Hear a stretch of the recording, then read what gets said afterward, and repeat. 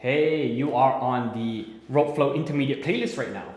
If you haven't already gone through the beginner playlist, you might want to start there. But as you get into some of these more complicated moves, I do want to remind you that at the end of the day, you don't really need to get into some of the tricky, fancy type of moves to see the main benefits of rope flow.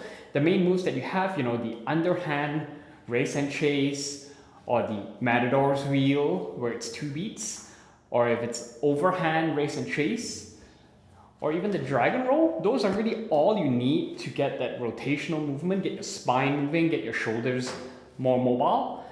When we come into this intermediate playlist, we'll be going into some more technical things like we'll start to do wraps where you have the rope wrap around your body. That helps with proprioception, I find.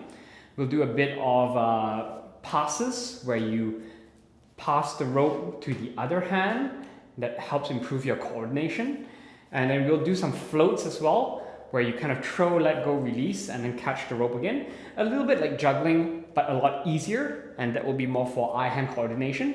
But at the end of the day, like I say, some of these moves, as you go through some of the videos, you may notice that they won't involve twisting and turning your body as much, but they do have other benefits. So at the end of the day, it's really all up to you, all up to your style, and all up to why you are picking up the rope and looking to get into this. Is it for the fun of it? Is it for the movement benefits?